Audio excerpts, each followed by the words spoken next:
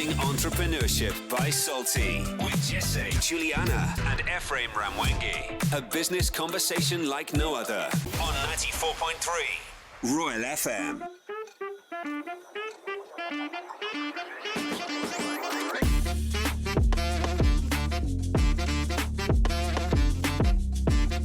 Welcome to Living Entrepreneurship by Salty, powered by A Rainbow Pay. I'm in the studios with Ephraim Ramwengi, who is joining us today. Good morning, Ephraim. How are you, my brother? I am so fantastic. So you have good news today. Someone very special and dear to you was born today. Yes. As I want to shout out to my mother, the real one, the OG, then a day one, as they call her.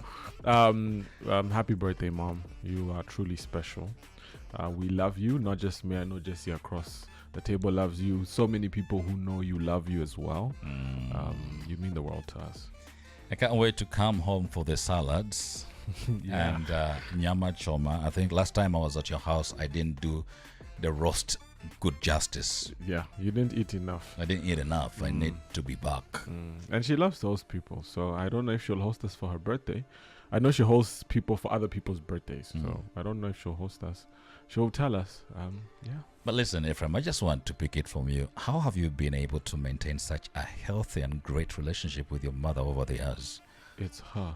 It's 100%. To some her. people, like I was listening to a lady musician who was saying in 11 years, she has not been able to speak to her mother. They live in the same country, literally in the same neighborhood, but 11 years of no talking. Yeah, so that's what I'm saying. It's her. It's 100% her. I can't take any credit for it. She fostered from a very, very young age. She created an environment for myself and my sister. We're only two at home. She created an environment where she allowed us to be ourselves, and she didn't judge us for what we believed in. And so that fostered an intimacy around communication. So you find it's very easy to go and have a conversation with her about whatever you're dealing with, whatever's going on in your life at that moment. And what I've started to notice now, my sister is married and I'm on that trajectory as well, is that it also extends to the people we bring into our family. Same thing with our friends. People just tend to realize that, same with my father as well, that these are very cool parents, very flexible. They sit down with you, they talk. Both of them talk. That's where I got it from. So the communication is inbuilt in the family. So truly, it's her who played the biggest part in just showing us as children that, or as her children that, look, I'm your friend, not your enemy. Come and talk to me anytime, any issue you have. Yeah. Do you at any one time ever feel indebted to your mother? Every day. I mean, there are things obviously that I can't put out here, but that woman has fought for me. She's carried my crosses, not just one, many of them. And you still want to give her more? And I hopefully not. I hopefully I've as a child I've gotten my ish together, but the whole thing is that she really carries people's crosses. Funny enough, not even just ours. Same thing with my dad. Again, it's not his birthday, but I'll also throw him credit. His was a few weeks ago, but yeah, in January, he turned 70. So that was and he doesn't look it. He doesn't look it at all. He must have married at an older age, right? He got married 32 actually. 32. 33. 33. Yeah, 1988. He was 32 turning 33. So 1988, he's born in 1955. 70 years. Yeah, 70. He doesn't look it. He doesn't look it at all. He's very sharp. He's and then there is strong. you following into his footsteps. You want to marry at 33, right? I mean, that's what it looks like. I would have prevented otherwise, but life happens, and so you don't rush these things. So, but anywho, truth be told, my parents. Let me talk of my mom. It's her birthday. She's been a pillar not just for me, but for so many people. And it reflects every day in the work that she does, the people that she leads, the people that she touches through her actual work and also her community work. So. And then as her children, we are the fruits of her hard work. and her love and her compassion. So truly, Mom, we love you. Big shout out to you.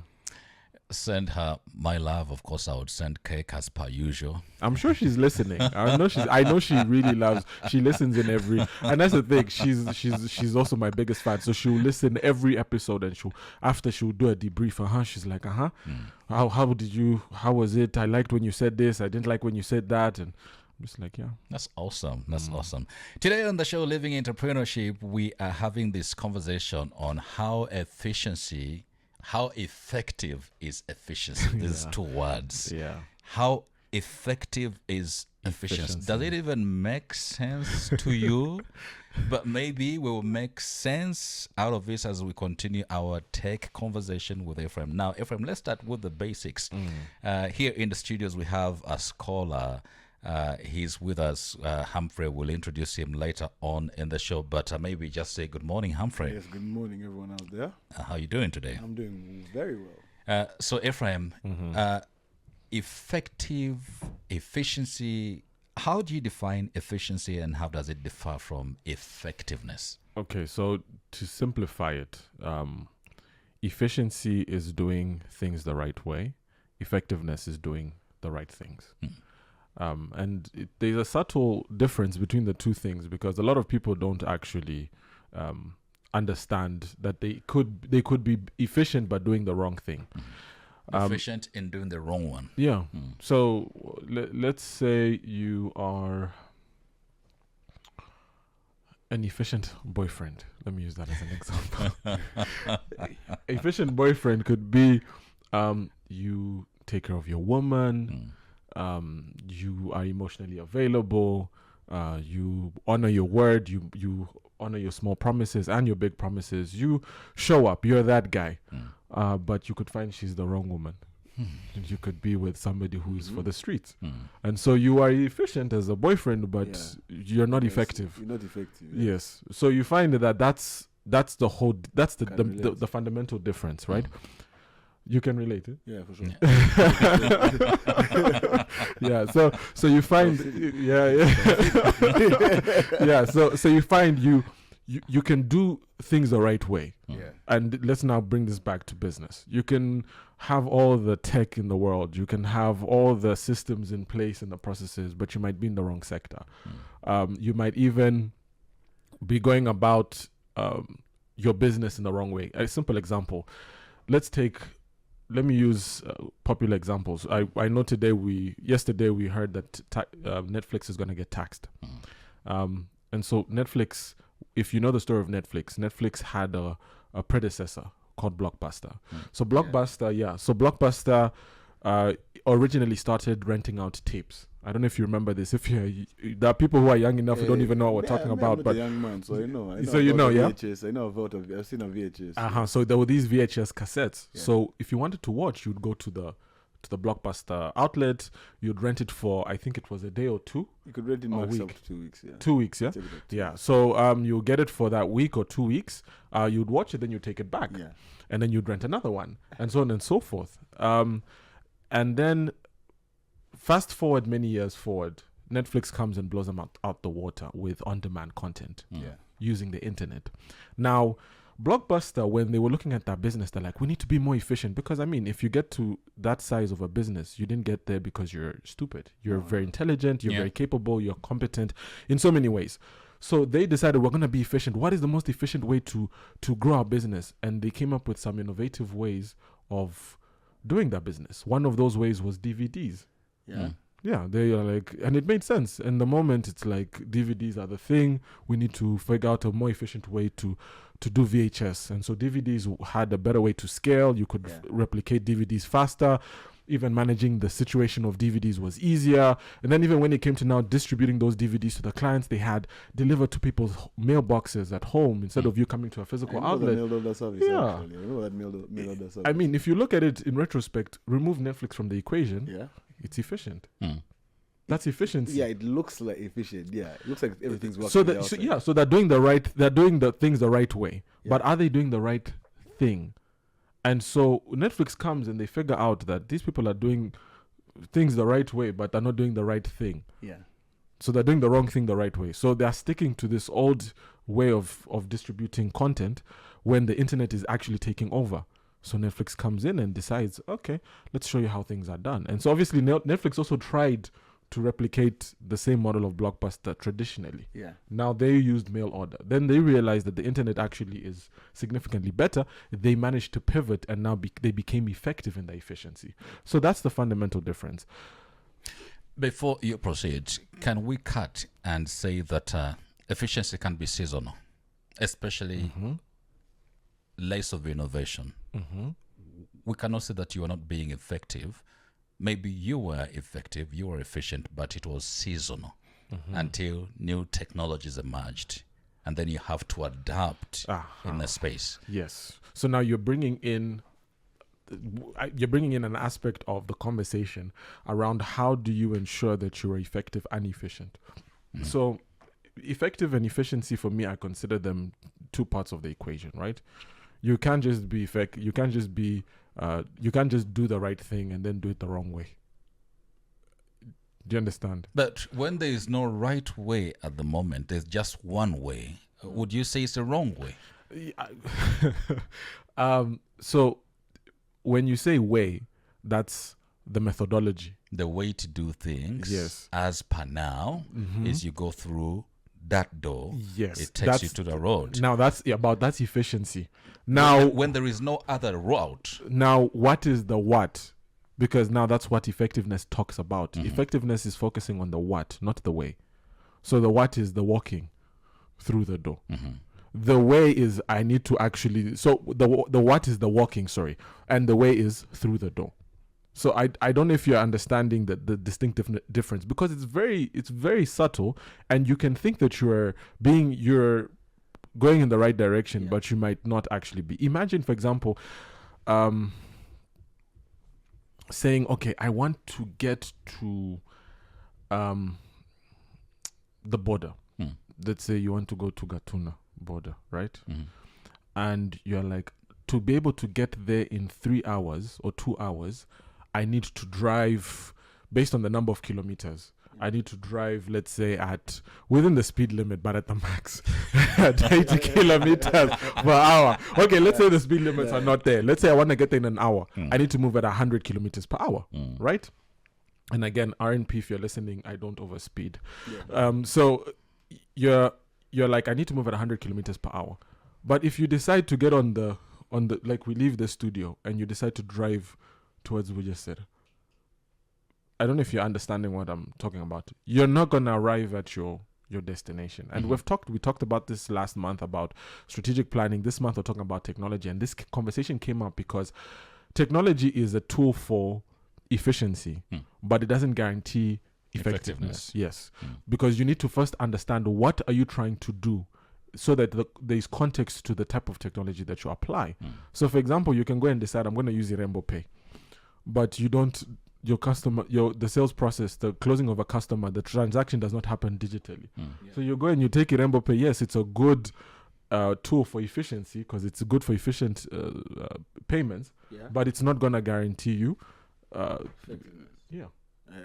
you need to first get everyone on the grid. Everyone needs to you need to know where you're going, what is the what.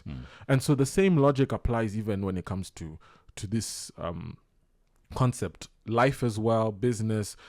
Effectiveness and efficiency are two different things. You first have to figure out, what am I trying to do? What is that thing?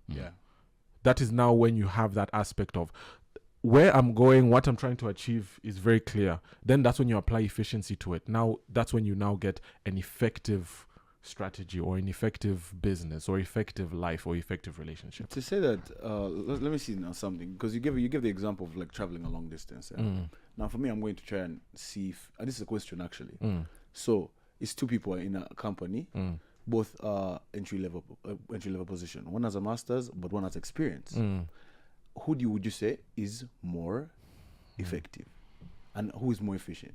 Yeah, I want to know that. Okay, so it's contextual. I had to take a context. Yeah, so it's contextual, because there's been an argument about, do you hire for skill, or do you hire for experience, and so most people, the safe answer is you hire for both. Yeah. But if we're truly to say, who do you think would be the best person for a job? If it's a technical job, Yeah. actually, funny enough, it transcends jobs, the type of jobs, whether it's technical or it's just rudimentary in any way, administrative and the like.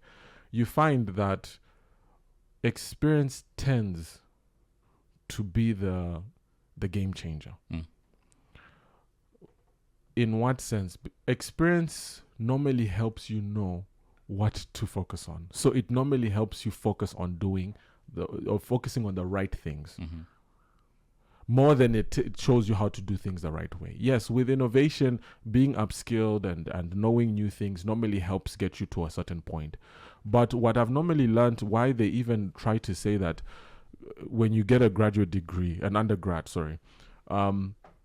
you have to go look for internships, or they have practical attachments. You know this, where students now with MKUs, people come here. You as a scholar, you come to an environment like this and you are trying to get experience on the ground. Is because, again, yes, you may know how to do things efficiently, but you may not know how to do things effectively. And so what that simply means is that when you're in studio, you know what matters more than anything. Because in school, what they will do is they'll teach you 100 things. For sure. But when it comes to the practical usage of your skills, you find that based on the context of your work, you might end up only using 3. And that's what experience gives you. Experience shows you that all those other 97 things, For sure. yes, are necessary, but it's those 3 things that you need. So for me, I would say that in any organization, experience will always beat qualifications. Exactly, because there's people who test well and there's people who are better in reality. You understand? Yeah. But you still cannot discount the need for upskilling. So that person with experience will still need to go and figure out what's happening on the ground. For sure, yeah. For what I studied in school, every year, so we have, imagine, schools that make you pay even after you graduate. So what they do is that we have something called CPD. Yeah. So what does it stand for? It's every year you have to test to maintain your qualification. Oh, yeah. So you have to test every year so that you are sure that you are up to date with what's currently happening. So they'll take you through a short course for, like, I think it's about 6 weeks, the maximum. You can do it even in 3 weeks or 4 weeks. Every year. And then you sit down for an exam. Normally it's a case study, and they see if you have grasped these new trends. It could be a change in reporting standards. It could be a change in technology. It could be an adjustment in what's going on in the global economy, political economy. So you find all of these things are necessary. So even us, the experience is necessary, but are like every year. I'm telling you, even people who have been in the space, who have been part of the organization, like the professional organization. Of management, chartered management accountants. Even if you've been part of it for 20 years, every year you have to do a professional assessment. Fast forward. It is so fast-paced lately. People are chasing productivity. But is there a thing like being too efficient? So for me, efficiency is about systems and processes. And I said this last week, and I'll keep saying it until God takes me, that the fundamental premise of any living organism is survival of the fittest. Adaptability is the name of the game. If you can't walk into a room and figure out that what used to work for me yesterday can't work for me today, you're not going to survive in that room. Same thing in organizations, as an employee, same thing as an owner of an organization, same thing as a member of society. If you don't figure out that the name of the game has changed, you're going to find yourself 2 days back. So now I want to talk about something that I recently came across around language. They were talking about how language is dynamic. So they were complaining. So they were talking to some copywriters, and these copywriters were talking about how traditionally the slang that you see us use, it it's not the first time in history that language has evolved. Language has evolved. And I want to use that language. I want to keep saying that. Language has what? Evolved. And they go on to say that even in the future, language will continue to evolve. So even what we consider to be the way we speak, the way we produce, the way we structure our sentences, it will have to evolve. Unfortunately, we have people that we always make fun of. We call them the Umucho police. So these are the culture police. So culture police are people who are very fixated on culture has to be, it's A, B, C, D. It should not change. It was. Yes. So you mean boomers? no, if you want to call them that. Under the bus. But funny enough, you even find some millennials in that WhatsApp group. So now, interesting thing is that they believe that Kinyarwanda as a language, the way we do we carry out our culture should remain intact. And I agree. But they keep forgetting the fundamental aspect that culture is dynamic. So as people progress, the way of life will change because the context in the way of life will change. So same thing. Are you going to go when you're giving your inhuan or your bride price? Are you going to give physical cows? Does your father-in-law want physical cows? Yeah. Or does he want an envelope? Or does he want stocks? Or does he want a house? I don't know. But the point is, are you going to say, no. Traditionally, they give the cows. Yeah. So the question then comes in. Even when he has no space where to keep the cows, he simply wants the cows. So the question then comes in.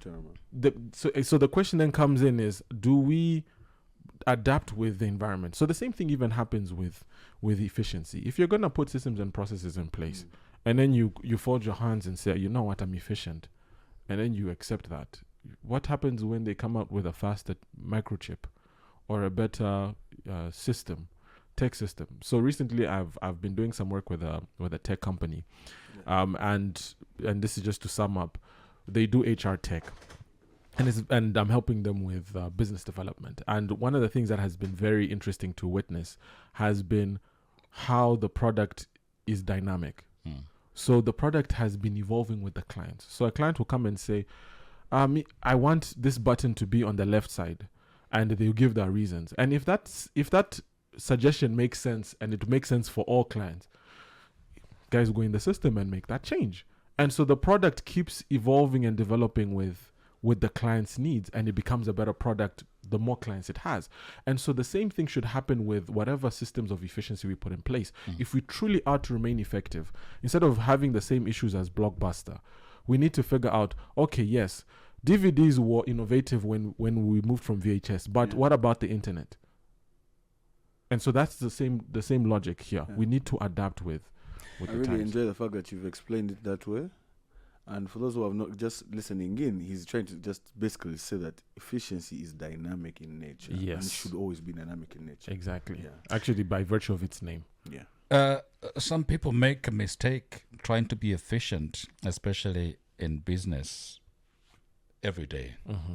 Trying to be efficient, and then they silence attention to the other things by trying to pursue efficiency. Some argue that creativity and innovation would suffer when you focus too much on efficiency. What's your take on that? So this is a very interesting conversation because I'm having the same conversation in my personal life. So I'm a very big believer in frameworks. I believe in frameworks, systems and processes. A diameter should measure a certain way. For me, it's more of the belief that if it can be codified, if you can automate certain things, automate them. So, for example, for me, I'm like finances. Finances are not, there are rules around finances. So the belief is you should have rules and regulations, a framework for how you manage your finances. As an individual, as a couple, as a business. There is no reason for dynamism within that. But you can look at the systems you use internally to see how you can create innovations. So maybe instead of us using Excel, we can use QuickBooks, or instead of QuickBooks, we can use Google Sheets so that it's a dynamic document that's online, that's shared amongst many people. We can have it on our phone. We can even develop our own personal budgeting app that's linked to our cards. those are now ways, but you have the framework, that the rules that govern the activity. Now, because we're in the interest of time, we don't have a lot of time, but for me, I would say the same thing happens even in any business, or even just in your life in general. Look at what you can put systems in place. What you can optimize. Exactly, and optimize without necessarily taking away from the innovation, or the room to be flexible, to do what needs to be done, and be agile to move with the circumstances and context. But it's very important that if you can put systems in place, put them. Kigali in the morning, it is 2 minutes after 9 o'clock. This episode of Living Entrepreneurship is brought to you by eRainbow Pay. Go visit eRainbowPay.com today. eRainbow Pay's instant payment, limitless potential. Thank you so much, Ephraim, for making the time to have this conversation with us. There are so many other interesting questions that come along: efficiency and effectiveness and the pursuit of the same, and how to have that intersection. Yeah. What do they say about time intersects with what to make meaning? Time intersects with opportunity. Opportunity, not impact. Well, time and opportunity for everyone. But now efficiency and effectiveness, when they intersect, what could possibly happen to an organization? It's money. Coming up is the news here on Kigali in the Morning. Royal FM's 50